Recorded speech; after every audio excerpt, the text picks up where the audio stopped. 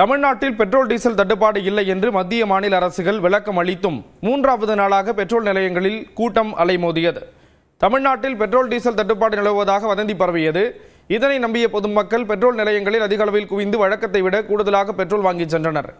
தமிழ்நாட்டில் 3 வாரத்திற்கு பெட்ரோல் இருப்பு உள்ளதாகவும் செயற்கையாக தட்டுப்பாட்டை ஏற்படுத்த வேண்டாம் என்று தமிழ்நாடு பெட்ரோலிய விற்பனையாளர்கள் சங்க தலைவர் தெரிவித்திருந்தார்.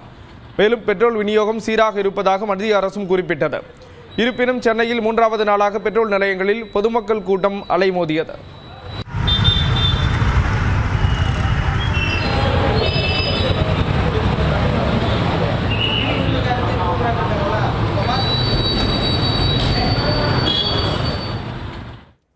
வர்த்தக சிலிண்டர் பற்றாக்குறை காரணமாக தமிழ்நாட்டில் ஒரு சில பகுதிகளில் தனியார் எல்பிஜி கேஸ் நிறுவனங்கள் மூடப்பட்டன.